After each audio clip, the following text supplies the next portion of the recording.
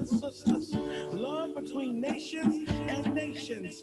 When we get together, we'll have peace and joy. We'll have understanding of one another, united as one.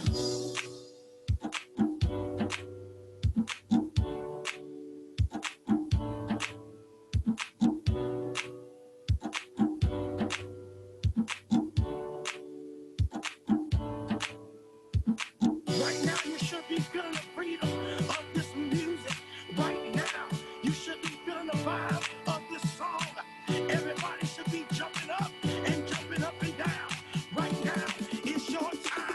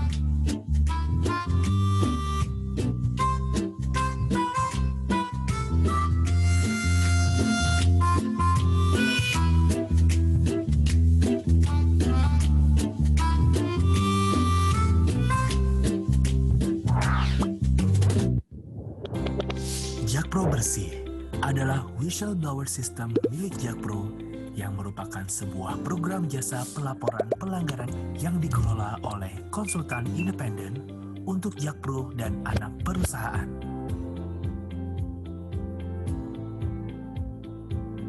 Objek yang dilaporkan adalah insan Jakpro dan anak perusahaan. Mulai dari direksi, dewan komisaris, dan organ pendukung, serta seluruh karyawan Jakpro. Adapun beberapa kategori pelanggaran yang dapat dilaporkan berupa fraud corruption, asset misappropriation,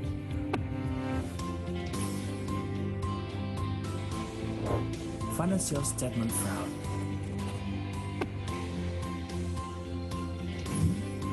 dan code of conduct. Laporan indikasi kecurangan akan ditangani oleh tim pelaksana Jakpro Bersih.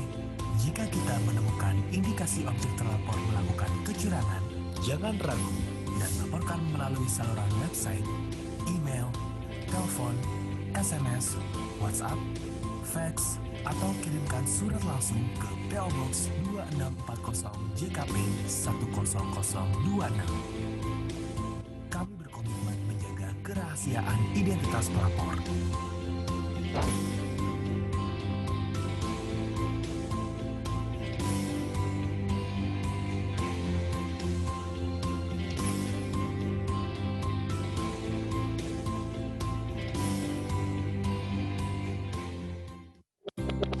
Jakpro Bersih adalah whistleblower system milik Jakpro yang merupakan sebuah program jasa pelaporan pelanggaran yang dikelola oleh konsultan independen untuk Jakpro dan anak perusahaan.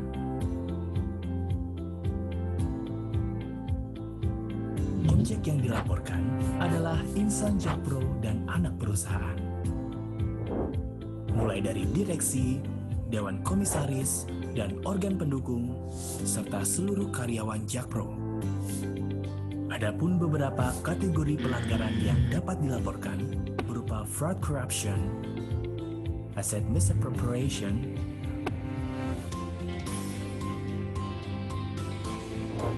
financial statement fraud,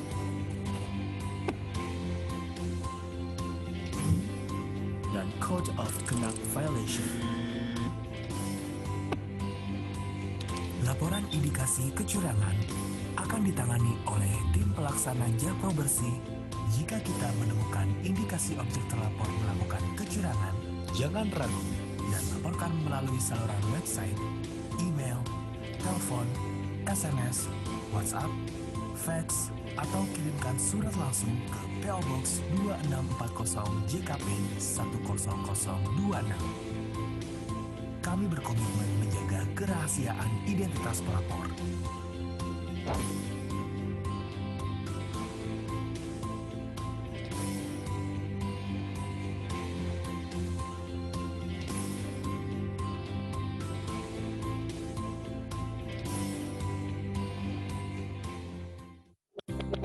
Jak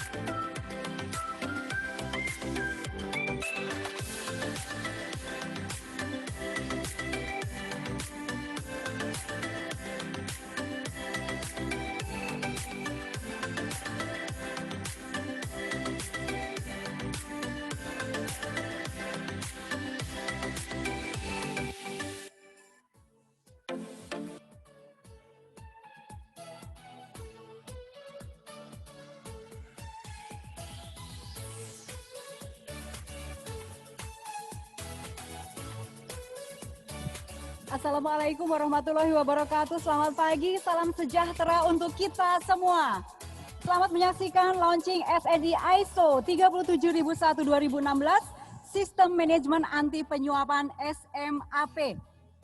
Terima kasih sudah meluangkan waktu Bapak dan Ibu untuk mengikuti live streaming via Zoom dan YouTube channel Jakpro Group bersama saya Indi Rahmawati yang akan memandu jalannya acara pagi hari ini. Baik. Sebelumnya kami ingin menyapa para panelis yang sudah hadir bersama saya. Selamat pagi, Bapak Bambang Wijoyanto. Selamat pagi, Mas. Selaku Ketua TEGU PP Bidang Hukum dan Pencegahan Korupsi Pemprov DKI Jakarta. Kemudian saya mengucapkan selamat pagi dan selamat datang juga untuk Bapak Dwi Wahyu Daryoto, selaku Direktur Utama PT Jakarta Propertindo Persroda yang hadir bersama kami di sini. Serta bersama kita sudah tersambung melalui daring Mr. Tony Kwok selaku former Deputy Commissioner Hong Kong Independent Commission Against Corruption ICAC yang telah hadir secara daring dari Hong Kong. Dan sayang sekali pagi ini untuk Bapak Gubernur DKI Jakarta, Bapak Anies Baswedan menyampaikan berhalangan dan tidak dapat hadir di tengah kita pada pagi hari ini. Selamat pagi dan selamat datang juga untuk para Bapak dan Ibu undangan yang hadir di lokasi dan juga yang sudah hadir secara online, serta seluruh peserta talk show Building Public Trust Through Anti-Bribery Management System Implementation. Semoga kita diberikan kesehatan semua di masa pandemi ini. Dan perlu kami informasikan juga bahwa panitia sudah melakukan protokol kesehatan yang cukup ketat untuk acara ini. Ruangan sudah didesinfektan, semua peserta dan juga panitia serta kru sudah juga dilakukan rapid test serta cek suhu tubuh pagi tadi.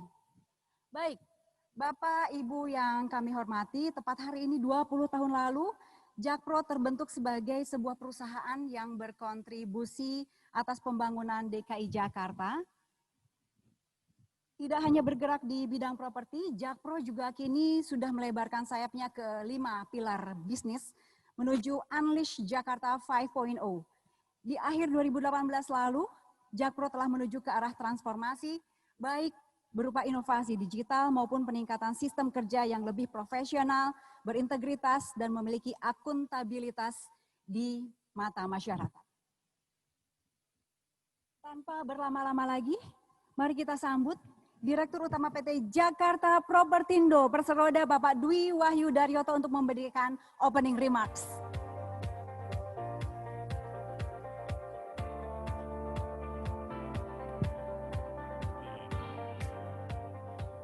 Assalamualaikum warahmatullahi wabarakatuh. Selamat pagi dan salam sejahtera buat kita semua. Yang terhormat Pak Bambang yang akan menjadi panelis. Good morning Mr. Tony dari Hong Kong. Insan Jakpro yang hadir di Velodrome maupun yang online melalui Zoom dan MS Team. Dan ibu-ibu, bapak-bapak semua, baik yang ada di lokasi maupun yang online. Pertama-tama, mari kita ucapkan puji syukur kepada Allah SWT bahwa pagi ini kita bisa berkumpul dengan protokol kesehatan yang ketat. Bahkan sebelum masuk ruangan ini kita semua sudah di rapid test. Kemudian kita bisa berkumpul juga baik di lokasi maupun di tempat masing-masing untuk menyaksikan acara pemberian sertifikat ISO 37001 dalam rangka juga ulang tahun Jakpro yang ke-20. Nah, ini memang proses yang tidak mudah. Kita awali dari tahun 2019 sebetulnya.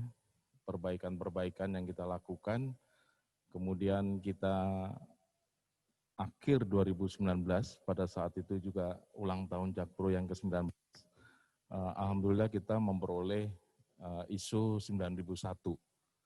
Dan Desember kemarin, awal Desember, sudah ada surveillance audit dari tim dari ISO 9001. Kemudian awal 2020 kita juga mencanangkan bagaimana kita membuat suatu proses sehingga kita mendapatkan ISO 37001 pada pagi hari ini.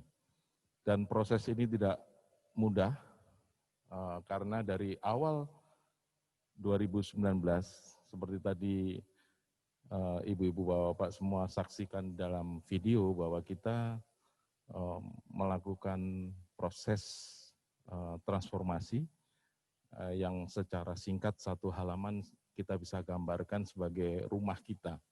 Dan rumah kita ini adalah ada atapnya, ada pilarnya, dan ada fondasinya. Dan fondasinya itu adalah 4 fondasi, dan fondasi yang paling besar dan harus paling kuat adalah building entrepreneurship culture, yang mana ada 4 komponen, yaitu organisasi, governance, talent, dan proses. Nah, ISO 37001 ini adalah salah satu bagian dari governance tadi. Nah, kalau misalnya fondasi yang paling besar dan harus paling kuat ini tidak kita lakukan, maka pilar-pilar itu akan roboh. Nah, insya Allah mudah-mudahan ke depannya juga kita semakin kuat fondasinya, sehingga pilarnya itu pun juga semakin kuat.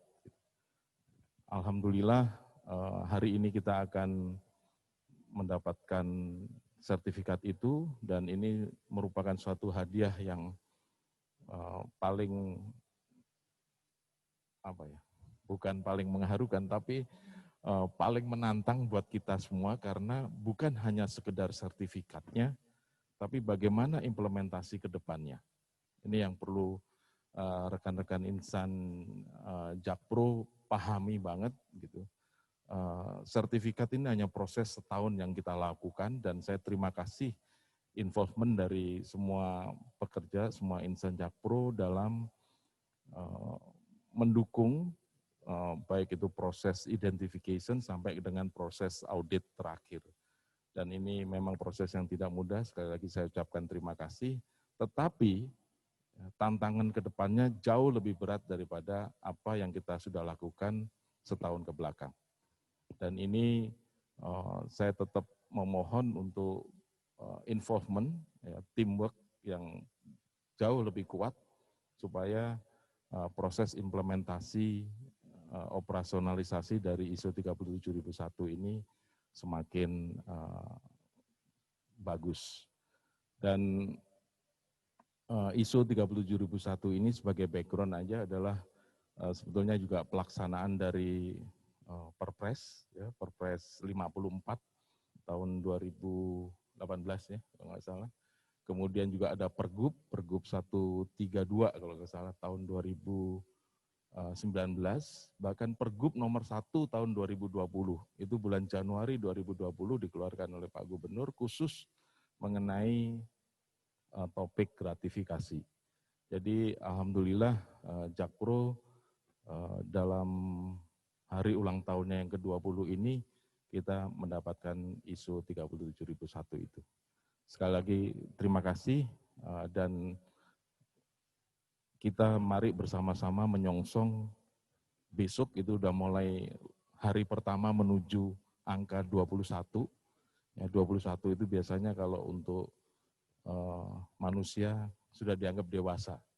Jadi mari kita mendewasakan diri kita, ya, bekerja secara dewasa, dan insya Allah pilar-pilar yang kita topang dengan fondasi yang kuat itu semakin kokoh di kemudian hari.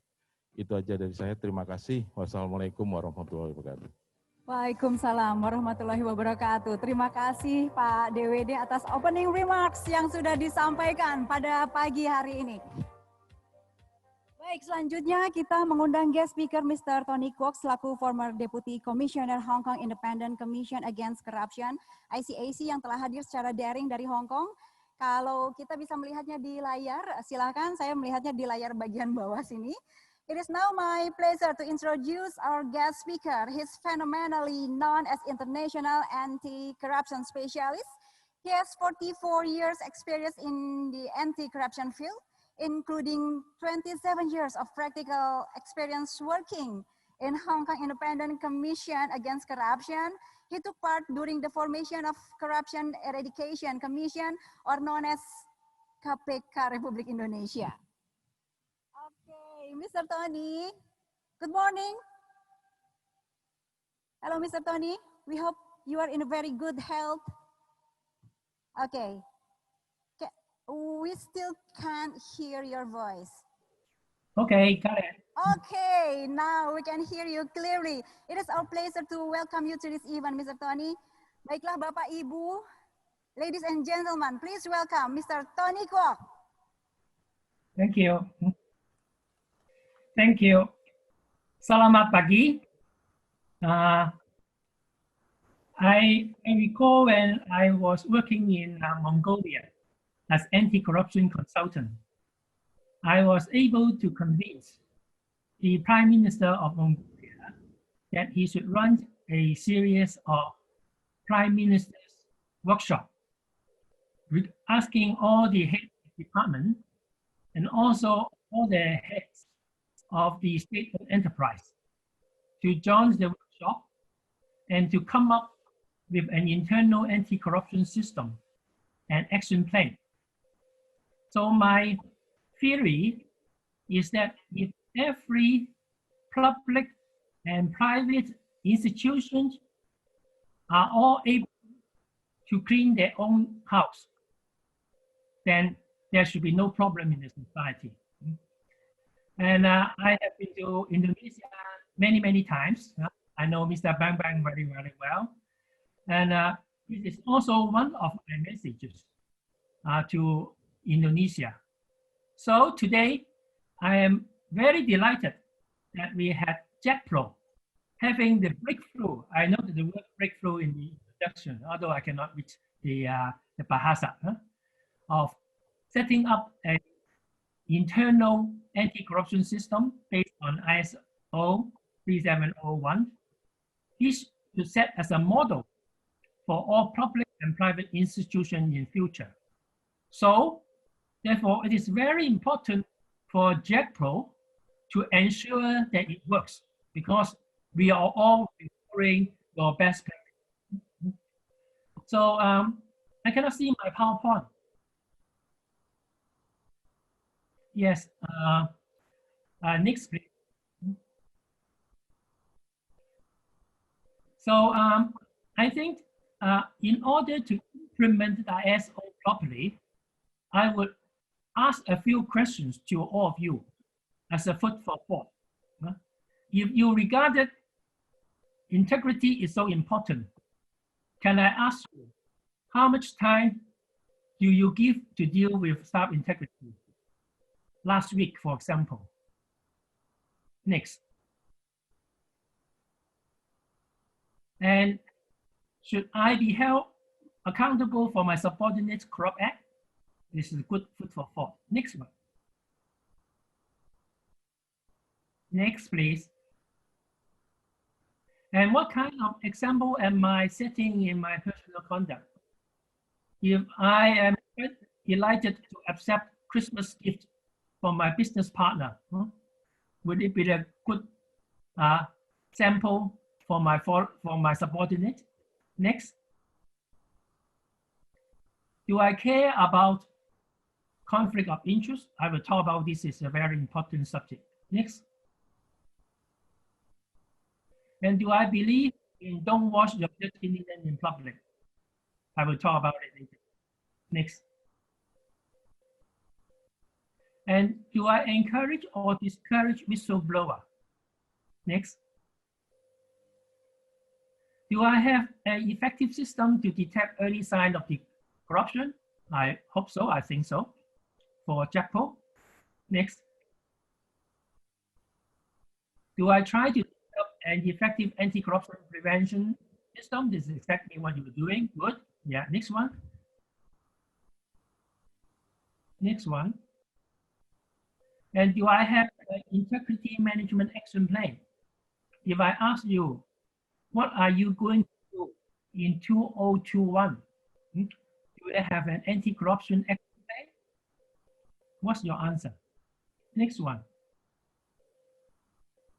From what I have been working as a consultant in over 26 countries now, yeah, I found there's a lot of misperception about actually combating corruption.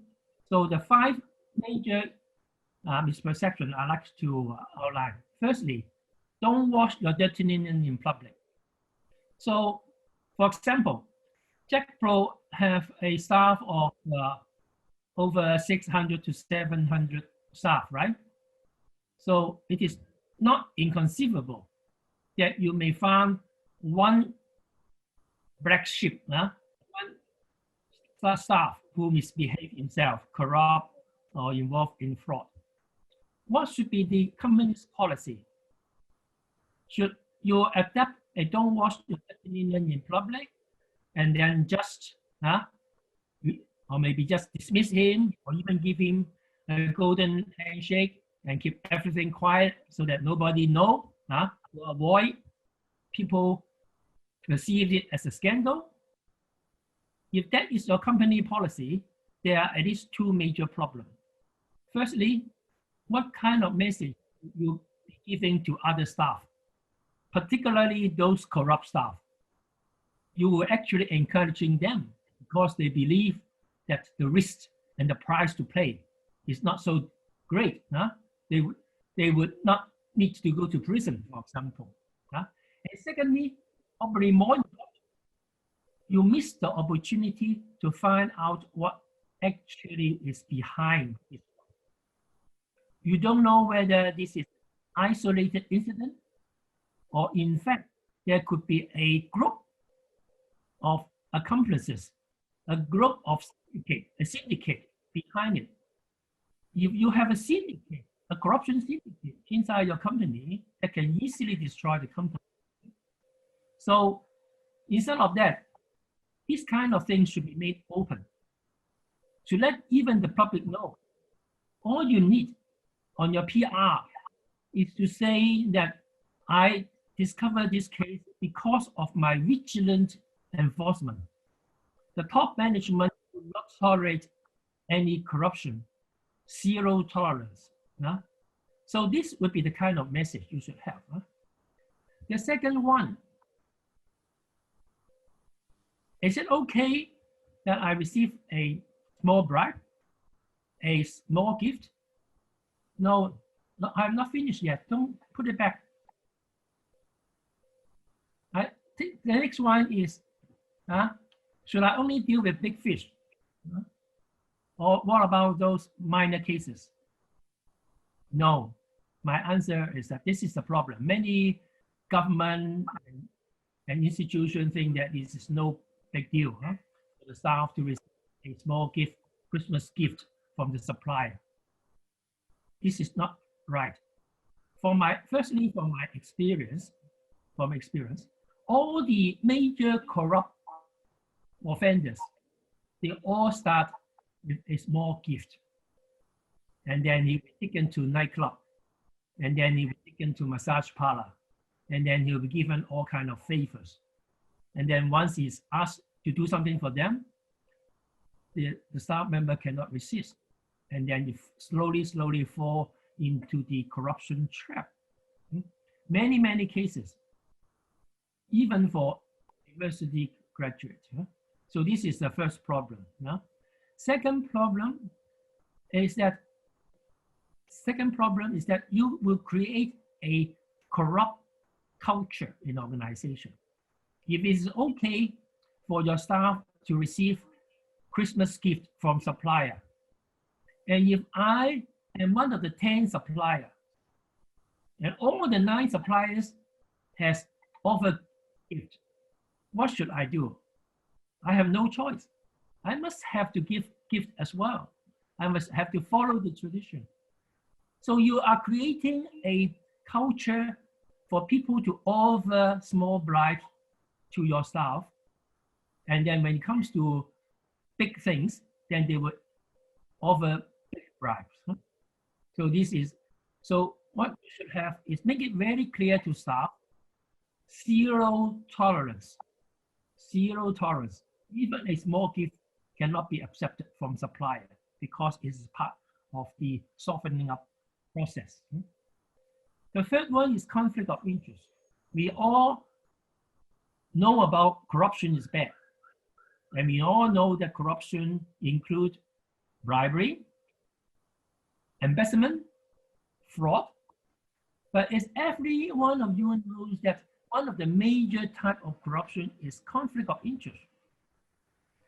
If you have a procurement manager showing favor to his relative and in giving the procurement contract to his relative, if you have the HRM people showing favor to their relatives, sons and daughters in recruitment, all these is it good for the company or bad? Of course it's bad, because you then miss the fair competition, the level playing field. So the price probably have to pay higher for everything. And that can be a lot of big things. One of the major corruption scandal in China is Zhou Yongkang. What did he do? He's responsible at that time for the oil industry. Then he's responsible for selling a piece of the oil field. He abused his position and sold the airfield to the company owned by his son for 10 million renminbi, 1 million something US dollar. The son's company subsequently sold the oil field to a third party for 2 billion renminbi. 2 billion renminbi. So he did not receive a bribe, but he just abused his position in the procurement in favor of his son's company. So this is very important. So it is very important that every company have a system of declaration of conflict of interest. But it's not enough to just have the system. You must make sure that people do declarate. And if they fail to declarate, then it is a serious discipline matter. Okay. And then what's the definition of bribe? We all know that cash, of course, is a bribe. So if a cash is a bribe, of course it should be. So if a gift is a bribe, of course it should be. So if I don't ask you for money, can I borrow a loan from you? Is loan a bribe? Of course it should be. If I don't ask you for a bribe, but I want you to employ my son in the company and give him 10,000 US dollar a month, is it a bribe? Yes, it is a bribe. And if I take you for sex service is a bribe? Of course it's a bribe. So we must make sure the definition of bribe is wide-ranging, wide-ranging. The thirdly is very important. Many people believe that prevention is better than cure. Is it correct?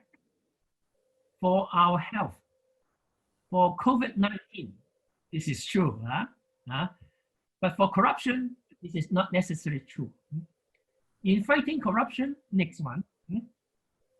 Next, please.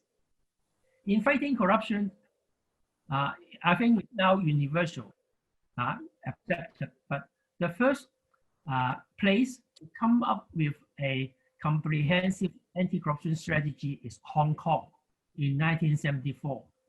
We come up with a three-pronged approach in fighting corruption.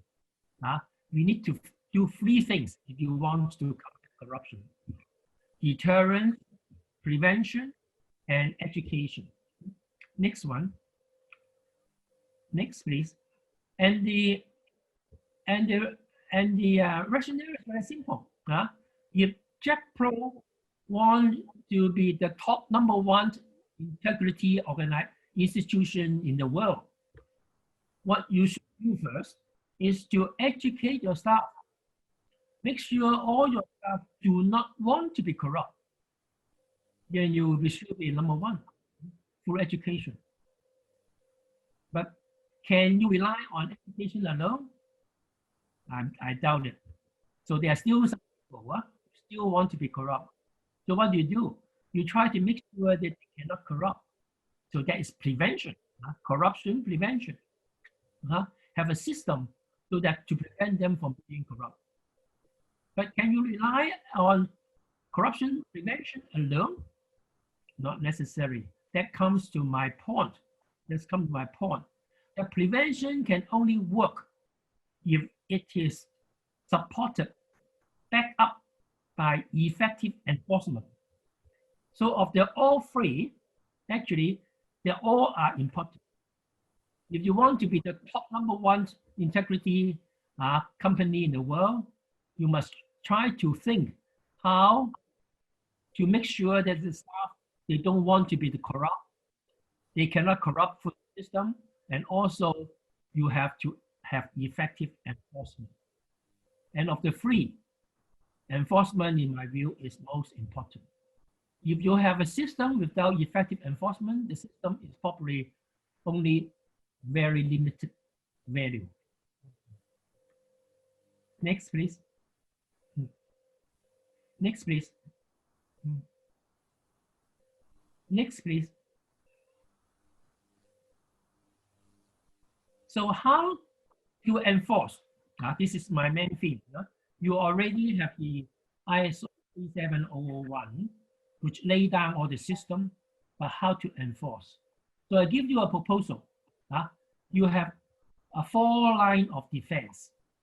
Firstly, you must ensure that your recruitment is open, fair,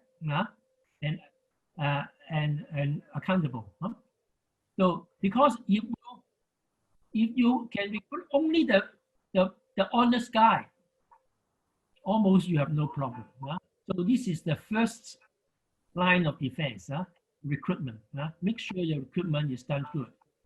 And how to do it well is that you must introduce what we call the staff integrity vetting. So you have an expert, you have a PhD, you have a top engineer joining your company. This is good, but not good enough. You should do some effort to check his background. If he came from university, you should have a word with his professor, whether he behaved properly in the university. If he came from another company, you should check with the other company to see whether he's okay. That sort of thing. So integrity vetting is very important. And then the other 3 lines of defense is internal. Firstly, is a frontline manager. You must train and make sure the frontline manager have a big responsibility to supervise and have a look in all the staff under his control. So if the frontline manager did a good job, then you're also almost you have no problem. Then you have this internal complaint, internal monitoring, and compliance unit, so that you will be able to proactively check or monitor staff, investigate the complaint, and see whether there's any breach of the code, etc. And then finally, you have the audit.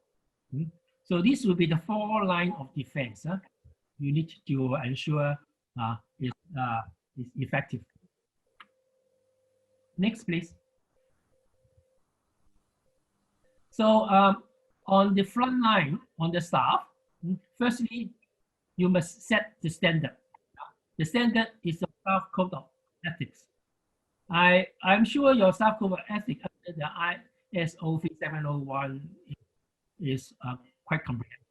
But just a double check whether it include, for example, whether the staff can accept gifts, entertainment, services, etc.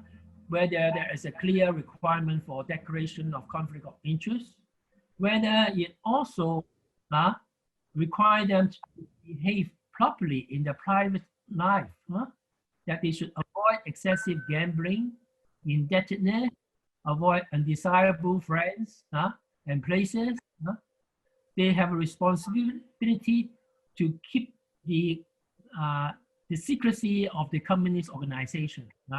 There should be a need-to-know principle. You don't tell your staff, don't tell the company's secret to other people who do not need to know. Okay, and then there should be a system that the staff have an obligations to report malpractice, etc., etc. So you set the standard. So for example, Hong Kong, our civil servants, they have a booklet on the code of ethics. So it'd be nice that if you can print a booklet, so that every staff have no excuse they do not know the code. Then next one, please. Next. And for the manager, they should have a handbook to let them know exactly their role. How to supervise their staff, how to handle any suspicion, any complaints, okay, and then what kind of thing they should look for. They should adopt a zero tolerance policy. They should know that there's a supervisory accountability. If the staff were found to be involved in fraud and corruption, the supervisor, the manager would be held accountable. He had to explain that he had done everything possible to avoid this kind of malpractice. Okay, yeah. And so saying in Hong Kong, we give all our managers, government, a manager's handbook. And one of the things, for example, in the handbook, next one, is that they should watch the staff behavior closely. Top management cannot monitor the staff behavior. Only the frontline manager can. They should look at them. Oh, I can't see, too small. They can look at their conduct, whether they have been deeply in debt, whether they are involved in excessive gambling, etc., etc. So the message is very clear. They are not just sitting in the office and doing the desk work. They should go out and watch the staff behavior to see whether any of the staff may be of suspicion. And if they found any of the staff of suspicion, they have an obligation to report. And also, if we are a good corruption prevention system, that you have a staff posting system. You don't want any staff who work in vulnerable positions like procurement to stay in the post for too long. Although staying long means that they can be more expertise, but it also means that they will be getting very well, good relationship with all the supplier and things. And so that may not be good. Next one, please. So it's come to what I'm saying finally, is that every institution, government, private, should take the responsibility for to clean their own house. And next one. And by doing that, actually, one of the approach is to come up with 4-pillar approach. 4-pillar approach means that we have to consider how, as I said, how to educate the staff so that they would not be corrupt. Education. Another one is how to set up a good corruption prevention system. And the third one is how to have an effective enforcement as deterrence. But all things start from the top. Yes, you, the president and your senior staff and the board of directors. Everything should start from the top. So what should stop you, for example, to convey the message of their political will? So this is what I would propose. Next. The staff, I cannot see, it was so small. They should publish, they actually openly publish their policy, their anti-corruption policy, their code of ethics, and also their requirement for the stakeholders what they should abide if they want to do business with you. Okay, and then the company or the chief executive or the president should allocate an amount of money every year in order to, for the purpose of tackling corruption. And they should set up a high-level steering committee. Maybe the deputy general manager chairing this high-level steering committee. You can call it ethics committee or whatever. But the purpose must be a steering, must be to really oversee and steer the company to tackling corruption, and to come up with an action plan. So it would be a good idea that this steering committee would be able to come up with a 2021 anti-corruption action plan, so that all the staff would be aware this is what we are going to do in 2021 in fighting corruption. And it would be good to demonstrate by having a post of integrity manager or ethics manager. So I believe you already have a compliance manager to take the dual role if necessary. Okay, next one, please. Next. So on staff, so I'm just summarizing what I've said. Next. Next, please. That firstly, you should formulate a tailor-made staff code of ethics, and then you should have a handbook for manager, and then you must make sure the staff recruitment are open and fair, and there should be integrity vetting, and you should organize some staff ethical training and development activities like seminars, workshops, and you should promote a healthy lifestyle, and then try to include it integrity management in the job description as well as job appraisal. If you are a manager and you want to be promoted to senior manager, one of the things I would look into is whether you have a effective staff integrity management. Okay, yeah. Next one, please. Next one, please. This is on system prevention. Next one, please. Next one, please. So I'm sure this will be sort of thing that you already included in the ISO 3701. So I would not repeat. Yeah, next one, please. Next one, please. So effective enforcement. Next. Next. Next, please. So it'd be good if you actually have a mandate that employee have the responsibility to report corruption, and then you set up a hotline for receiving complaint. You should formulate policy to protect the confidentiality of the whistleblower. You should set up an internal investigation unit, etc. Okay. Okay, next, please. So these are some of the international best practices which I pick up from the various countries. As you can see that it is now a best practice that every institution should have an ethics policy, should have an integrity committee, should have an integrity manager, should have an annual anti-corruption action plan. And this integrity audit review is that you can go to the branches to conduct some integrity audit review to check whether the system is okay. Canada have a legal obligation to report corruption. Singapore, the civil servants are not allowed to have debt more than 3 months pay, although this only applies for civil servant.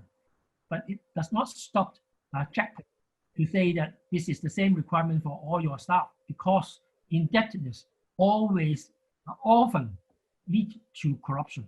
When they are deeply indebted and they're being chased, then they probably will be tempted to get money from other sources. Okay, every contract should have an anti-corruption clause, etc. I think that's fine. Next one, please. Okay, so I use it from Bhutan. This is I picked up from one of the PowerPoint, and I think this is good. That integrity is doing the right thing even when no one is watching. I think this quite aptly sum up my talk. So terima kasih ya, terima kasih.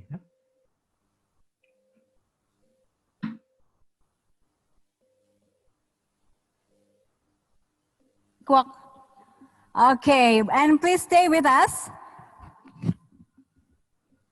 Selanjutnya kita masuk di talk show dengan topik Building Trust Through Anti-Bribery Management System Implementation. Dan untuk diskusi ini, saya akan bertindak juga sebagai moderator. Untuk itu saya mengundang panelis kita kepada Bapak Bambang Wijayanto, selaku Ketua TGUPP Bidang Hukum dan Pencegahan Korupsi Pemprov DKI Jakarta yang hadir bersama kita di sini. Silakan Mas Bambang. Mas Bambang di tengah mungkin ya. Silakan Mas. Kemudian Bapak Dwi Wahyu Daryoto selaku Direktur Utama PT Jakarta Propertindo Perseroda. Baik Bapak, silakan di sebelah sana. Serta Mr. Tony Kwok selaku former Deputy Commissioner Hong Kong Independent Commission Against Corruption, ICAC yang hadir secara daring dari Hong Kong. Silakan duduk Bapak-Bapak. Selamat datang dan kita akan menyaksikan. Mau bersapa dengan Mr. Tony Kwok, silakan Mas Bambang. Hi Tony. Hi Bambang, nice to see you. How are you? You look okay, huh? Yeah. I'm fine. I'm fine. You look like fresh, Pak Tony. Sudah berapa lama Thank nggak you. ketemu nih Mas Bambang berarti? I guess more than 5 years ya, Pak Tony. More I met than you. Yeah, that's right. Yes, Okay. Okay, so last time in Jakarta or in Hong Kong, Mas Bambang? in Jakarta. In Jakarta. In Jakarta. Yeah, I invited Pak Tony to come to the KPK at that moment. Okay, we hope you can come to He Jakarta treated soon. me with all this. He Sorry? treated me with all this excellent Indonesian cuisine. Oke. Pak DWD mau bincang dengan Pak Tony sebagai say hi? Nggak ada. Oke, tadi kita sudah mendengarkan cukup banyak paparan dari Pak Tony ya, Mas Bambang. Bahkan di situ ada guidelines untuk staff harus bagaimana, untuk manajer harus bagaimana, bukunya pun ada begitu. Dan yang Mas Bambang ketahui yang dilakukan oleh Pak Tony di Jakarta ini bisa kita pegang sampai dengan saat ini atau tidak? Yang pertama Pak Tony itu sebenarnya ada 3 fungsinya. Pertama, dia guru, kita bisa belajar dari dia. Ya. The second one, dia itu inspirator. Jadi kita bisa mendapatkan inspirasi, oh mesti begini, oh mesti begini. Terus ketiga itu dia sebenarnya memberi semangat. Ya. Tidak ada yang tidak bisa ditaklukkan kalau kita memang berikhtiar. Oke. Takdir pun kita bisa taklukkan. Wow. Ya, kira-kira kayak gitu. Kira-kira begitu. Dan itu harus refresh terus dengan Pak Tony atau kita harus refresh diri sendiri? Kan di awal pembentukan KPK Pak Tony banyak ikut terlibat begitu ya? Kita selalu harus punya ini ya, membuat pengalaman sendiri karena kan konteks kita beda ya. Oke. Kayak misalnya begini ya, saya masuk sedikit, Pak Dwi izin masuk sedikit. Hari ini di epicentrum korupsi kita itu di mana sih? Kemudahan berusaha atau korupsi politik? Misalnya kayak gitu ya. Ya. Kalau kita tidak pernah bisa menaklukkan korupsi politik, kemudahan berusaha menjadi nggak begitu penting. Misalnya kayak gitu ya. Saya udah lengkung ngegas aja. Gaspol. Enggak, karena gini, Indi, tantangan kita sekarang nih luar biasa. Ada 3 luar biasa hari ini. Pertama gini, di tengah pandemi yang menyerbu, membuat kita sebagian terduduk, hening, diam. Tapi kemudian Jakpro melakukan sesuatu. Dia tidak berdiam diri ketika dikepung oleh pandemi. Itu kan satu yang menarik. Oke. Dan hari ini insya Allah akan mendapatkan sertifikat itu akan diserahkan. Satu itu. Tapi kedua, mendapatkan itu mungkin jauh lebih mudah daripada mempertahankan. Ya. Jadi mempertahankannya, mendapatkannya 1 tahun ya Pak ya.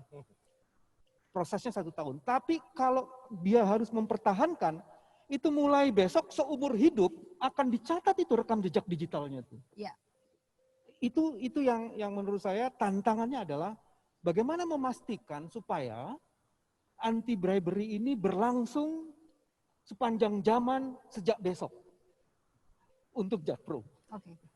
Nah yang Sejak ketiga, hari ini mungkin ya? iya, sejak hari ini Pak. Sertifikatnya hari ini penyerahannya. Sudah kemarin. Sejak kemarin. Sejak kemarin. Terus yang ketiga, menurut saya yang juga menjadi penting, kita kan tidak boleh meletakkan pada dapat sertifikat. Iya. Tapi bagaimana sertifikat itu diletakkan di dalam hati kita dan menjadi sikap dan perilaku kita. Dan Pak Dwi menjadi bagian penting karena dia tone from the top-nya itu akan dilihat betul. Dan ini kita sedang sebenarnya menancapkan sejarah baru. Di salah satu BUMD di DKI, Jakpro adalah baru yang pertama ya Pak Yudi. BUMD di DKI. Yang kedua. MRT pertama, tapi yang keduanya adalah Jakpro. Jadi ini dia sedang meletakkan sejarah, sedang membangun sejarah peradaban baru anti korupsi di BUMD Jakarta. Ye, tepuk tangan dong kalau begitu. Keren banget ini Mas Bambang belum sudah remblong gaspol ya Mas ya. Ini karena udah masuk sedikit Mas, saya ke Pak DWD. Usaha untuk mendapatkan ISO ini cukup berdarah-darah nggak Pak? Maksudnya kan ini harus mengerahkan seluruh staff manajer yang ada di bawah Bapak, gitu kan, sebagai holding, cukup sulit atau tidak? Bukan hanya cukup berdarah-darah ya, tapi berdarah-darah banget. Banget. Contoh gimana tuh Pak? Jadi gini, seperti saya tadi jelaskan bahwa dari tahun 2018 akhir, itu kita memang mempunyai program untuk mentransform. Yang saya bilang tadi fondasi yang paling dasar itu kan ada 4 ABCD itu. ABC-nya itu urusan bisnis. D-nya ini adalah fondasi building entrepreneurship culture. Yang itu ada 4 komponen, yaitu organisasi, proses, talent, sama governance. Nah ini bagian dari governance. Makanya dari 2018 itu kita sadar bahwa kalau misalnya ISO 37001 ini kita mulai 2018, mungkin nggak akan dapat. Makanya kita perbaiki dulu semuanya, sehingga akhir 2019 pada waktu ulang tahun Jakpro yang ke-19 tahun lalu itu kita dapatkan ISO 9001 dulu.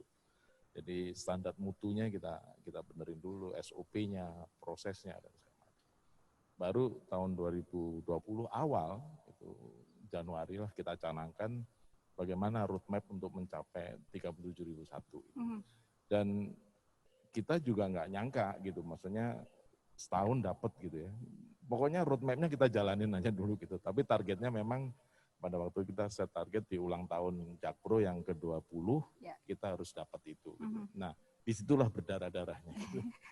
Karena jadi ingin capai target. semua nggak cuma manajer, tapi semua tim dari mulai associate, dari sampai dari mulai office boy, office girl juga kita kasih sosialisasi mengenai ini. Oke. Harus semua seperti itu nggak Mas Bambang? Maksudnya semua perusahaan, BUMN, BUMD punya hal yang seperti ini? Saya mau buka satu data, Pak Dwi. Saya mau buka satu data. Ini dari Barometer Corruption Index. Menurut Barometer Corruption Index 2020, 92% rakyat di Indonesia meyakini ada korupsi di level government. Diulang Mas, 92% rakyat Indonesia, itu di Asia paling tinggi Pak, meyakini ada korupsi. Yakin ada korupsi. Okay. Yang kedua yang paling mengerikan, 1/5 atau 20% dari orang yang korupsi di tingkat Asia nih Pak, dia memberi kesaksian melakukan suap. Jadi 20% dari masyarakat yang tadi meyakini itu dia melakukan suap. Kalau di dunia, di Asia itu ada sekitar 4 miliar penduduk Pak, itu artinya 800 juta penduduk di Asia itu melakukan suap. Kalau saya pakai data di Indonesia, Juni 2020 jumlah penduduk kita 268, itu artinya 50 juta lebih penduduk di Indonesia mengakui melakukan suap. Nah sekarang yang menarik adalah bagaimana dengan swasta. Suap itu ternyata tidak hanya dilakukan di pemerintahan. Data di KPK 2019, dan saya gabung juga dengan data Corruption Barometer Index 2020, itu kalau di data di KPK, swasta itu nomor 2 tingkat korupsinya. Yang nomor pertama DPR, DPRD Pak. Kalau di Barometer Index, Corruption Index itu nomor 5. Swasta, tapi kemudian ada swasta, di bawahnya itu ada lagi tuh bankers macam-macam kayak gitu. Jadi sebenarnya kemudian kalau dilihat dari situ, swasta pun korupsinya luar biasa. Bahkan yang paling mengerikan ada lagi satu pendapat, Di swasta itu, kalau di korupsi kita kenal fraud itu ada 30 jenis korupsi. Kalau di swasta tuh fraudnya cuma 1 dari 60 jenis fraud.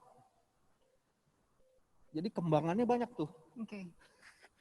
Jadi kalau Pak Dwi, teman-teman di Jakpro hari ini menancapkan satu keinginan yang tadi pakai berdarah-darah itu Pak, itu sebenarnya dia sedang membangun peradaban baru. Dan tidak ada peradaban itu tidak diperjuangkan. Peradaban itu harus diperjuangkan. Dan yang lebih penting lagi, perjuangannya itu harus penuh keikhlasan. Nah sekarang ikhlaskah kita menghisap diri kita untuk tidak melakukan every single fraud pasca kita mendapatkan ini. Nah ini dimulai dari Pak Dwi, jajaran direktur dan semuanya. Dan ini mudah-mudahan akan jadi virus Pak. Ya. Yang kalau ada pandemi, ada vaksinnya, nah ini akan jadi vaksin bukan virus. Ini akan jadi vaksin untuk melawan virus anti korupsi yang sekarang diyakini oleh 92% itu. Jangan-jangan Pak Dwi termasuk yang 8% Pak. Jadi yang di dalam ini yang masuk ke 8% untuk bikin vaksin antivirus korupsi. Tanggapannya Pak DWD? Ya. Besar juga angka ini soalnya. Mungkin kalau Pak Bambang kan pakai data gitu ya. Jadi kalau saya kan tadi salah satu poin dari Tony Koch kan mengatakan bahwa yang penting kan education. Ya. Jadi how to educate. Gitu. Dan yang tadi saya sebutkan salah satu pergub, kalau nggak salah pergub 132 ya, itu kan mengenai edukasi tentang korupsi gitu. Dan memang kalau saya menyorotinya dari segi bisnis ya, maksudnya kita berinteraksi dengan kolega bisnis itu. Alhamdulillahnya Jakpro ini dalam 2 tahun terakhir ini banyak berinteraksi dengan perusahaan-perusahaan internasional gitu ya, baik itu urusan sampah, urusan infrastruktur, dan juga dengan perbankan internasional. Dan mereka itu hanya menyaratkan 2. Do you have ISO 9001 and do you have ISO 37001? Itu pertanyaannya luar biasa. Itu aja. Jadi setelah kita diskusi gitu kan, dan bahkan Bu Yuli pada waktu itu dealing dengan salah satu bank internasional, saya nggak nyebutkan banknya gitu. Itu yang dilihat. Langkah-langkah apa yang kita lakukan dan segala macam. Karena ternyata kita, ya semua orang sudah tahu ya, saya hanya merepeating aja, mengulangi lagi. Efek-efek itu cost-nya ada. Gitu. Kalau kita mau deal dengan perusahaan-perusahaan yang sudah menerapkan culture yang sama, gitu, terus kita nggak punya, impact-nya misalnya salah satunya adalah misalnya perbankan. Itu kan ada risiko. Ya. Nah risiko itu mereka convert terhadap interest rate-nya. Nah interest rate itu pasti akan lebih tinggi. Nah, bayangin kalau misalnya ada transaksi ya jutaan dolar gitu kan, interest rate beda 0,25% aja, impact-nya udah jutaan dolar juga. Gitu. Nah ini yang kalau dari segi bisnis dan company ini membuat suatu efisiensi gitu ya, dari segi operasional bisnis. Baik, ini Mr. Tony Koch still with us ya? Yes, of course, I'm here. Yeah. There is a data from a global barometer index that says that 92% Indonesia people believe that there is bribery. Is it a really great number, Mr. Tony? I think definitely this is a very great number. Yeah, in Hong Kong, every year we conduct an annual corruption perception survey. And then one question we asked the staff, the citizens, is that in the last 12 months, did you pay bribes to any government or private institution? And the answer is 0.15% of the people pay bribes. But we still we still think this is a big number, because if you imagine Hong Kong has 7.5 million people, 0.15 means quite a few thousand people already. Okay. But this is of course a matter for the government and Capica. But I always suggest that there should be a partnership for all the institutions in order to help the country to fight corruption. So, for example, JACPRO can sponsor the Capica in coming up with some TV commercials, to educate the people. So, on one hand, you help the Capica to push for public education. On the other hand, it actually enhances your company's image, that you are really concerned about integrity. So this is sort of money really well spent, I think. Okay. Okay, Mr. Tony, after today, after the launching of anti-bribery management today, what is the next step that JACPRO should do? Yeah, actually, as I have pointed out in my talk, the ISO 3701 actually laid down a good corruption prevention system. But the key success factor is whether you have the management have the providing sufficient effort to ensure the enforcement of all this system. So as I said, there's only two basic concepts we should always remember. One is the three-pronged approach, that the management should continue to consider what would be the action needed to educate the staff, to prevent the staff from being involved in corruption, and how to have effective enforcement. And the other concept is what I said, the 4 lines of defense. Make sure your recruitment, you only recruit the honest guy. You only promote the honest guy as well. And then you make sure that the front line manager have a proper supervision. You have a system of internal monitoring, internal investigation, compliance system. And then you have an effective and vigilant audit system. You have done these 2 concepts well. I am sure you will be setting the best model for Indonesia. Oke. Jadi lumayan juga ya, setelah ini harus dipertahankan ya Mas Bambang. Jadi kekhawatirannya ini kan sudah ada ISO, lega, terus ya udah gitu. Ini harus dikawal terus ya Mas.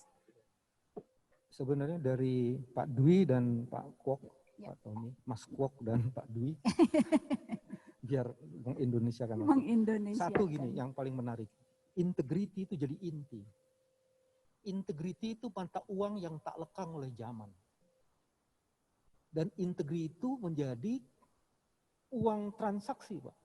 Di mana kemudian bisnis competitiveness kita itu akan tinggi kalau kita punya integriti gitu. Tadi dari Pak Dwi pelajarannya itu. Pak Kwok juga menyatakan kayak gitu. How to maintain the integrity. How to protect, to enhance integrity. Itu kuncinya tuh sebenarnya. Bohong kalau ada sukses tanpa integritas. Bohong. Jadi sekarang integritas harus jadi mata uang yang akan menjadi setiap daily transaksi kita. Dealing kita dengan bisnis, dengan pemerintahan dan macam-macam. Kan kalau saya tangkap dari pakai bahasa saya gitu ya. Terus yang kedua yang juga menarik tuh. Ini harus terus-menerus dibangun sistemnya. Ada best practices di luar Indonesia. Tadi Singapura, saya dibisikin Ari tadi teman. Pegawai negeri di Singapura itu tidak boleh punya utang lebih dari 3 bulan. Di sini kita nih didorong untuk berhutang terus-menerus. Itu contoh di sana. Belum tentu juga Singapura lebih bagus dari kita dalam konteks itu ya, belum tentu. Cuman paling tidak ada best practices di luar sana yang kita harus belajar terus-menerus. Belajarlah sampai nanti di liang lahat. Jadi belajarlah berintegritas sampai nanti di liang lahat. Itu poin kedua yang menurut saya menjadi penting. Terus yang ketiga, kita nggak bisa sendirian punya integritas itu. Tidak bisa JACPRO sendirian. Kita harus dorong melalui Pak Gubernur, kita punya gubernur yang luar biasa, seluruh BUMD yang ada di jaringan di jajaran pemerintah DKI Jakarta harus punya sertifikat ini misalnya kayak gitu. Bukan begitu Pak Ari? Ya, kayak, jadi ini nggak bisa jujur sendirian, nggak bisa integritas sendirian gitu loh. Jadi ini yang mesti kalau kita punya integritasnya itu menjadi zona DKI, BUMD-nya integritas, terus di kepala dinasnya juga integritas semua. Nah itu kemudian baru menjadi kekuatan. Jadi how to organize our integrity to become zona integritas itu. Jadi kalau kita udah punya zona itu baru aman. Baik, karena penyuapan itu nggak bisa sendirian ya. Penyuapan berdua. Iya. Kalau sendirian bukan penyuapan, sampai nyuap gitu loh. Nyuap sendiri. Iya. Jadi untuk ini agak sulit nggak Pak Dwi untuk mempertahankan ke depan? Ya, sebetulnya kalau dilihat dari filosofi, kalau tadi Mas Bambang kan bilang sampai liang lahat gitu, saya agak tarik sebentar. Jadi dari mulai sejak lahir sebetulnya. Iya. Ya kan? Dari mulai sejak lahir nggak ada kok orang tua kita yang mengajarin tidak berintegritas. Dulu saya bandel gitu. Misalnya kalau lagi musim mangga kadang-kadang nyuri mangganya tetangga. Itu sama bapak juga diikat di pohon mangga itu. Serius Pak? Iya. Jadi itu kan salah satu pelajaran integritas gitu. Makanya tadi education itu yang tadi disampaikan oleh Tony Kwok, education for the integrity dan maintaining this certificate itu penting gitu. Anda nanti actionnya apakah itu dilakukan dengan webinar, seminar gitu, dan Jakpro sudah punya tim kendali mutu, juga Jakpro punya tim mengenai manajemen risiko yang selalu memanage ini semua gitu. Karena memang nggak bisa kalau nggak ada action yang secara berkelanjutan gitu ya, berkelanjutan dalam konteks ya education-nya, training-nya, kemudian action dari semua orang, bukan hanya dari direksi gitu ya. Percuma juga karena kan direksi juga nggak bisa ngontrol semuanya gitu, apalagi kalau direksinya nggak gitu. Itu lebih parah lagi. Nah, salah satu contohnya misalnya kayak ISO 9001 itu kan berbicara mengenai prosedur ya, proses dan segala macam. Minggu yang lalu kita dapat bukan sertifikat tapi dapat laporan mengenai surveillance audit. Dari setiap tahun kan dilakukan audit untuk mengatakan apakah Jakpro ini masih layak nggak mendapatkan isu ini. Gitu. Kalau nggak layak dicabut itu Mbak risikonya. Gitu. Jadi ada risikonya memang. Nah untuk menjaga itu kan harus tetap kita pertahankan. Nah pertahankannya dengan berbagai cara. Misalnya karena ini untuk proses mendapatkannya ya kita perbaikilah selama setahun kemarin. Untuk proses mempertahankannya apa aja yang tadi disampaikan oleh presentasi dari Tony Kwok ya. Dan Jakpro juga sudah dari 2019 itu juga membuka whistleblower system yang tadi di video awal disebut Jakpro Bersih dan itu dimanage oleh pihak independen ya, dan salah satu Big Four lah gitu kan. Dan laporannya cukup menarik gitu. Jadi ada jenjangnya. Kalau yang dilaporkan itu adalah pegawai, laporannya ke direksi. Kalau melalui manajemen risiko dari Pak Suryo, nah, itu saya yang review dan direksi yang lain. Kalau yang dilaporkannya direksi, larinya ke Dewan Komisaris.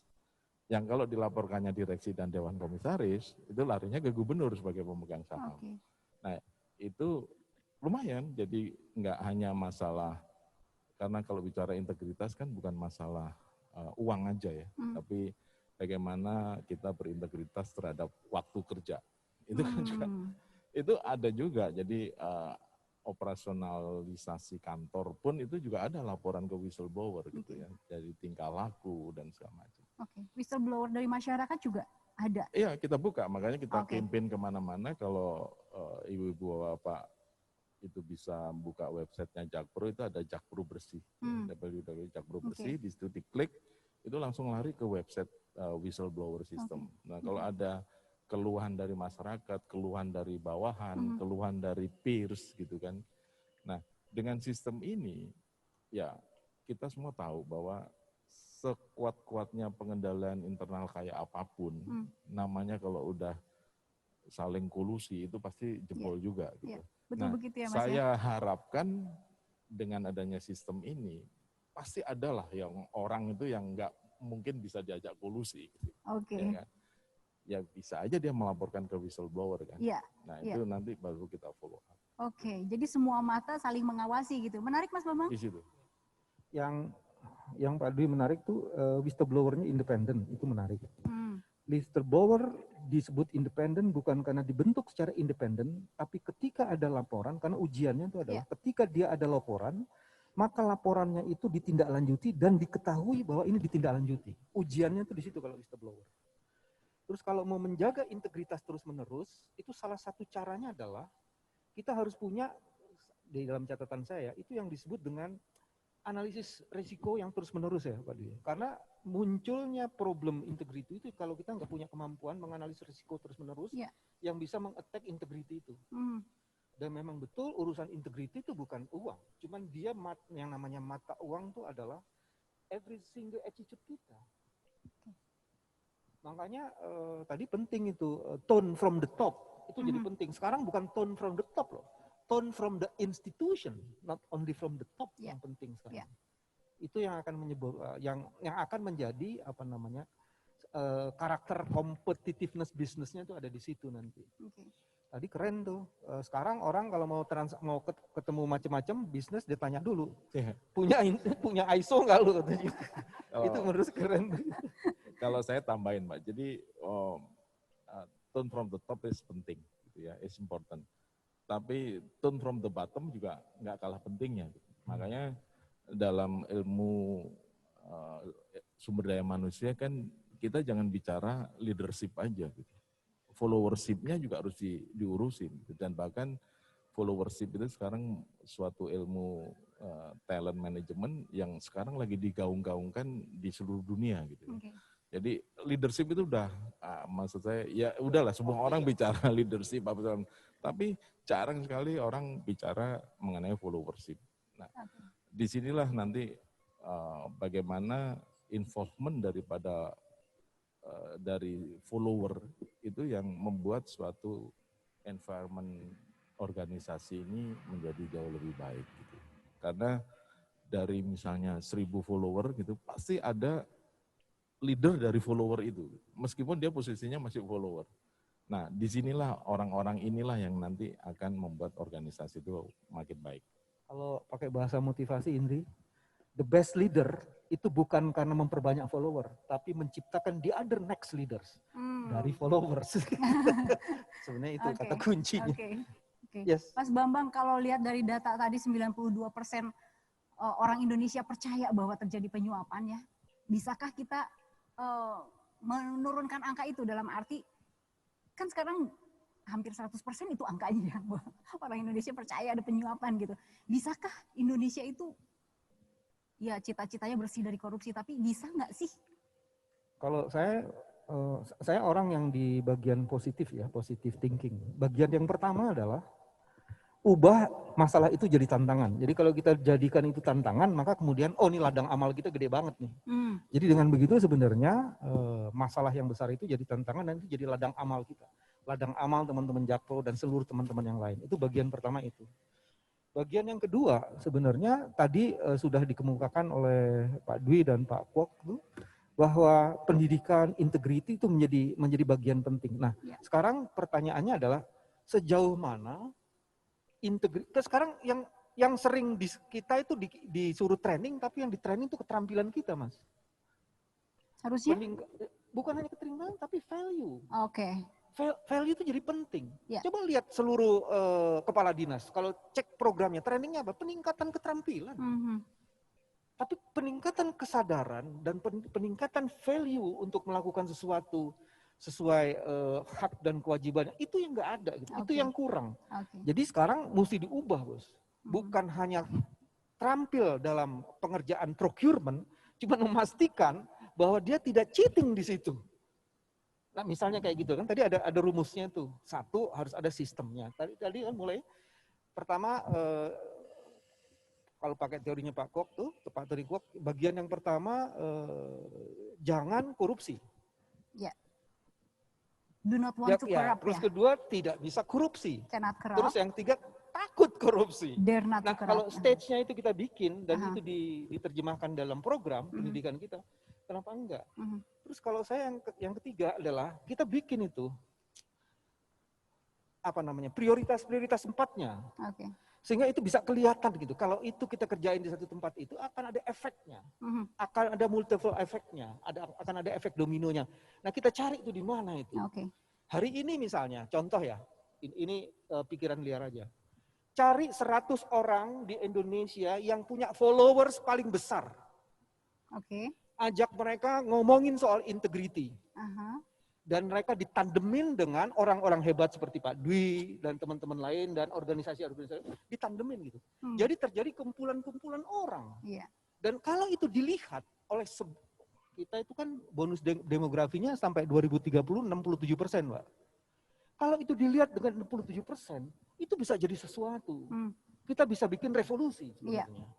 Saya nggak lanjutin revolusi akhlak ya. Kita bisa bikin revolusi integrity gitu. Kita bisa Revolusi value. revolusi value. Ya. Kira-kira itu. Okay. Mr. Tony, still with us ya. You said that should only focus on big fish. No small fish is still problem ya. Yeah, that's what I'm saying. A lot of people think that we should only concentrate on big fish, but small fries are equally important. I've already mentioned the importance of zero tolerance. Okay. Actually, I echo what Bang Bang said, although I don't understand the Bahasa.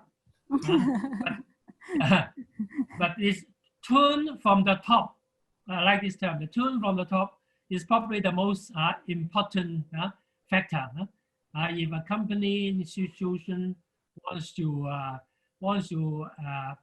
do well on integrity management, turn from the top is always very important. But also said that the second one is also important, is partnership. Jack Pro should really consider how he can establish a good working partnership with Capica, so that we can all put in a joint effort to help Indonesia to fight corruption. Oke. Kami juga menerima cukup banyak pertanyaan ya, ini dari Facebook, dari YouTube, dan juga dari Zoom. Nanti akan disampaikan ya. Tetapi selanjutnya ini cukup berat dan harapannya semua bisa terlibat begitu ya Mas Bambang ya. Terlibat untuk kemudian menurunkan angka korupsi. Baik, ini ada cukup banyak pertanyaan.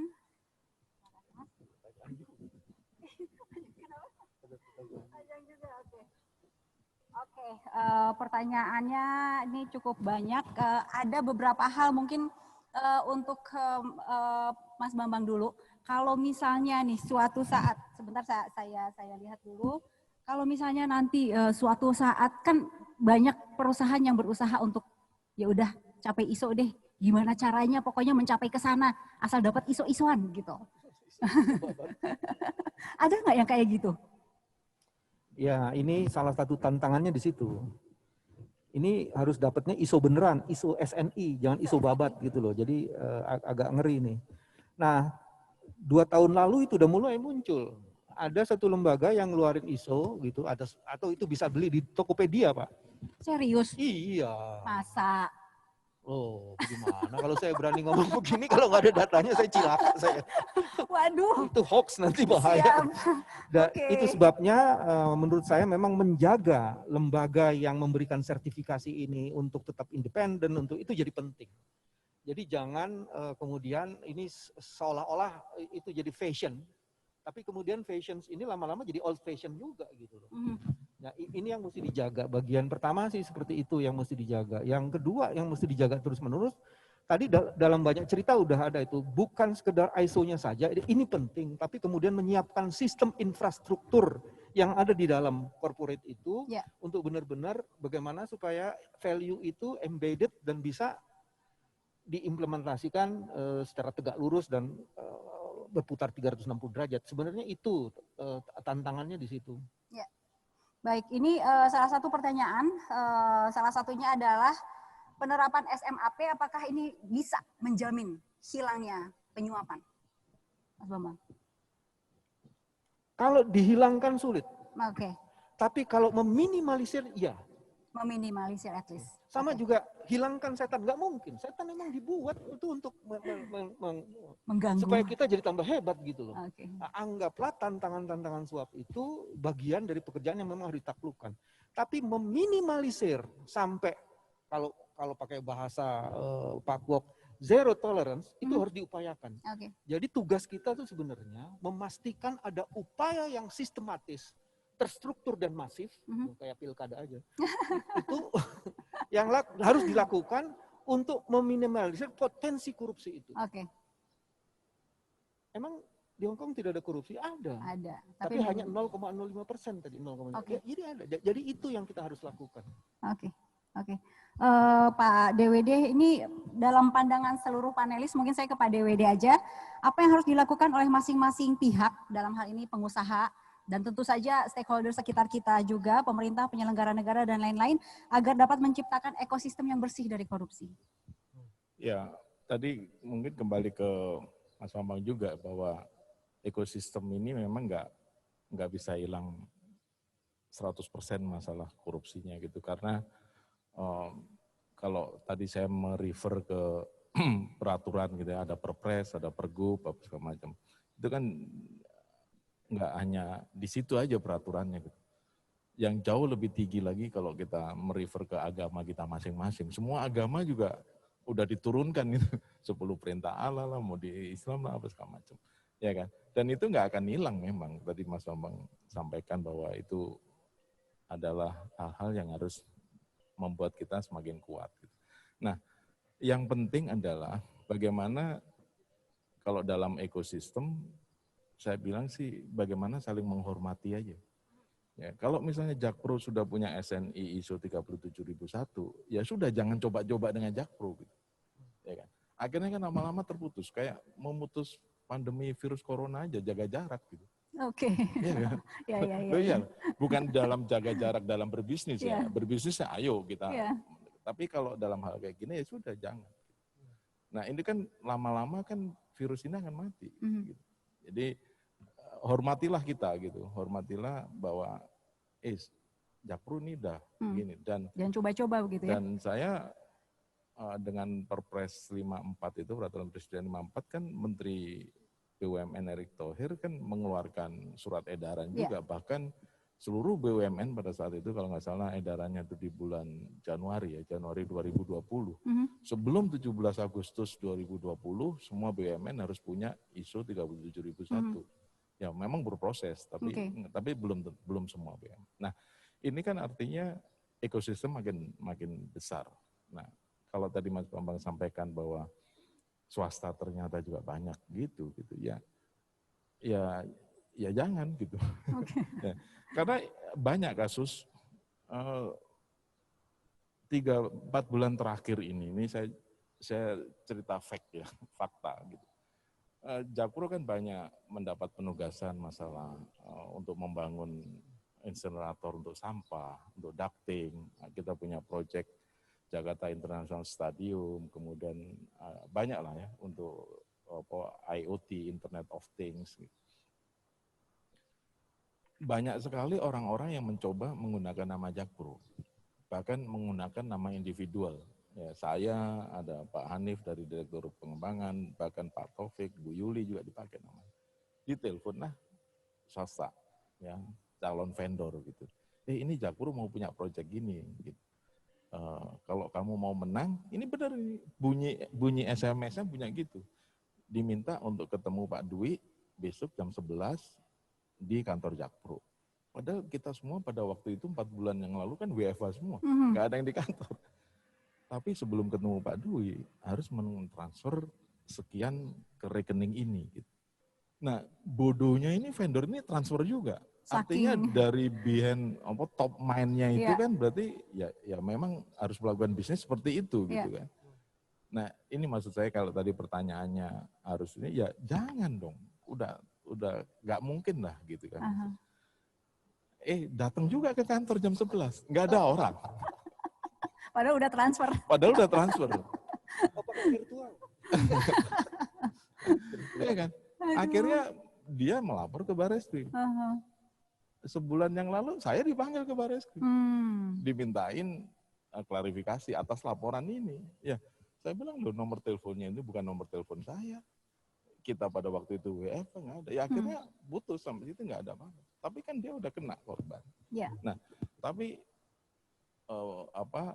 lesson learn-nya adalah yang pihak-pihak vendor swasta ini juga harusnya berpikir, nggak mungkin dong bisnis kayak begini gitu. Jadi kayak ketipu SMS gitu. Masa sih untuk sekelas vendor Jakpro itu bisa ketipu gitu kan? Luar biasa. itu. Dijual juga nama Bapak ya. Nah itu maksudnya contohnya seperti itu. Nah sekalian dalam launching ini kita declare lah gitu. Untuk supaya ya pelan-pelan memutus rantai. Akan ada perubahan besar di organisasi nggak Pak setelah ini? Kita malah justru sebelum menerima ini sudah melakukan perubahan besar. Jadi membentuk tim kendali mutu, membentuk tim manajemen risiko. Ya. Bukan perubahan organisasinya yang kita ini, tapi mungkin kompetensi dari insan-insan Jakpro-nya yang harus saya tingkatkan. Karena bagaimanapun juga, misalnya ini nggak terlepas dari proses nanti tim dari teman-teman di internal audit. Terus bagaimana teman-teman di Direktorat Keuangan ya, untuk memahami ini semua. Jadi semua insan harus terlibat. Semua insan Jakpro juga jangan coba-coba gitu ya Pak ya. Baik, Mas Bambang terakhir mungkin untuk membangkitkan semangat bahwa kita harus zero tolerance untuk korupsi ini.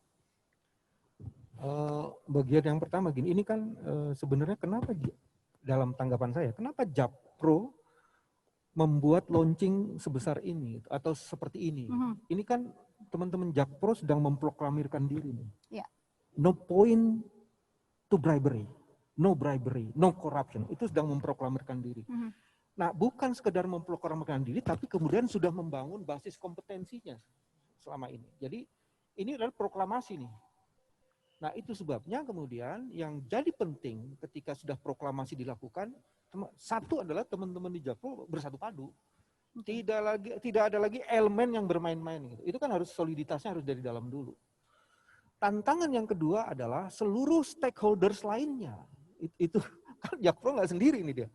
Dalam ekosistem berbisnis itu kan ada jaringan yang lain. Nah, itu juga proklamasi ini perlu diberitahu kepada mereka. Kalau perlu sekarang profile vendor-vendor kita yang kayak gitu tuh Pak, itu sudah mulai di list tuh. Ini vendor, kalau vendor model kayak gini, dia masih terima, ini kayaknya ada sesuatu di vendor ini gitu. Udah saya coret Pak. Nah, udah ada berapa vendor yang dicoret Pak? Jadi, dan ini harus diproklamasikan Pak. Iya. Maksudnya diumumkan vendor ini dicoret gitu. Kita blacklist dari vendor list kita. Jadi, artinya attitude-nya udah nggak benar juga. Jadi udah every single attitude yang tidak inline dengan proklamasi ini out. Jadi sebenarnya ini bukan hanya pengumuman ke dalam, pengumuman keluar juga gitu. Itu yang menarik. Nah, tantangannya adalah saya tadi bilang di awal, bisnis di Indonesia atau korupsi di Indonesia itu akarnya, epicentrumnya itu di politik. Korupsi politik. Tantangannya BUMD juga itu selain tantangan pemerintah daerah. Bisa nggak kita menghadapi itu? Tapi dengan ISO ini mudah-mudahan bisa. Kalau stakeholders-nya udah kebangun, maka ini seharusnya bisa. Nah, itu jadi kita perlu teman lain yang juga sama-sama membangun integritas itu, bukan sekedar kita sendiri nih. Itu tantangannya sebenarnya di situ. Baik. Mr. Tony, last words from you. Really, same message. At the end of the day, we relied on a three-pronged approach, and then a 4-line of defense, and then the tune from the top. Oke. Ada tambahan dari Pak DWD? Jadi nyambung ke statementnya Mas Bambang tadi mengenai proses gitu ya, dan itu merupakan satu foundation kita. Jadi salah satu contohnya kita kurang lebih 3 bulan yang lalu melakukan suatu proses tender, suatu big project lah mengenai pengolahan sampah gitu, dan nilai projectnya itu kurang lebih hampir 350 juta US dollar. Di dalam RH, TOR-nya, term of reference-nya, kita minta bahwa semua proposal yang masuk, termasuk kandidat dari mitra-mitra, mau itu KSO maupun individual, itu harus mencantumkan, mohon maaf ini, padahal belum saya terima ISO-nya, sertifikatnya, saya sudah mencantumkan bahwa semua calon mitra yang ikut tender di dalam proposalnya harus mencantumkan mengenai sistem manajemen anti penyuapan. Itu satu, yang dari segi proses. Yang kedua, kita mensyaratkan bahwa semua kontraktor harus menggunakan BIM. BIM itu Building Information Modeling. Ini salah satu cara bagaimana juga mereka nggak main-main dengan material gitu. Semennya juga sesuai dengan jumlahnya, besi betonnya juga sama gitu. Jadi dengan Building Information Modeling ini, itu semua markup akan ketahuan dengan jelas. Oke. Yang nggak sesuai dengan desainnya dan segala macam. Dan itu every single detail terrecord secara digital, dan itu akan bagus nanti kalau untuk operation and maintenance kalau proyek ini sudah selesai. Karena misalnya contohnya gini, di dalam BIM itu ada identification misalnya keran air lah ya gitu ya. Keran air itu usianya 5 tahun. Nah nanti kalau pada waktu umur 3 tahun udah diganti oleh bagian pemeliharaan, nah ini ada apa ini? Usianya menurut BIM itu 5 tahun, kok 3 tahun udah diganti. Ya kan? Ini kan ya masa depannya managingnya seperti itu. Nah, bisa diganti ya kalau kita lakukan intervensi fisik. Kita cek, oh ternyata rusak misalnya patah gitu. Nah, baru bisa diganti. Tapi kalau nggak ada apa-apa, masih bagus ya. Itulah. Jadi kita sudah mikir sampai bagaimana nanti para penerus-penerus anak-anak muda yang akan menjadi pemimpin Jakpro ini untuk menerapkan sistem yang sudah kita set up sekarang. Karena kan saya nggak tahu sampai kapan. Justru kalau pemegang saham mengganti saya juga bisa. Gitu. Iya, sebagai legacy begitu ya Pak ya. Oke, baik Mas Bambang ada tambahan? Ini menarik sih sebenarnya. Tadi membangun peradaban ini sudah mulai masuk di detail. Dalam peradaban itu harus dibangun sistem. Dalam sistem itu harus dibangun di detailnya lagi. Requirements-nya macam-macam. Jadi ini sebenarnya kita udah masuk di paling detail nih Mbak. Nah sekarang Pak, usul saya Pak Dwi, semua proses perubahan ini sebaiknya ditulis. Supaya bisa menjadi best practices yang akan diikuti. Karena ini nggak mudah Pak, ada proses. Kalau proses tertulisnya ngomong ini, tapi bagaimana nuansa, bagaimana sense bekerja di situ, itu jadi penting. Supaya nanti delivery knowledge berdasarkan proses hari ini itu terjadi. Dan itu artinya bisa kita sebarluaskan dengan sangat cepat dengan era digital ini. Baik. Terima kasih Mas Bambang Wijoyanto, Pak DWD juga terima kasih. And Mr. Toddy Kwok, thank you for the talk show, but please stay online. Karena selanjutnya kita akan menyaksikan penyerahan sertifikat. Untuk Mas Bambang, kami persilahkan kembali ke tempat. Tepuk tangan semuanya untuk para panelis. Terima kasih Mas Bambang. Untuk Pak DWD tetap di sini. Bapak Ibu, selanjutnya kita saksikan penyerahan sertifikat SNI ISO 37001-2016 SMAP. Untuk itu kami meminta Bapak Irham Budiman, selaku Direktur Mutu Internasional Lembaga Sertifikasi SMAP berkenan naik ke atas panggung. Silakan Pak Irham di sini. Iya, kita akan segera melakukan penyerahan sertifikat SNI ISO 37001-2016 Sistem Manajemen Anti Penyuapan.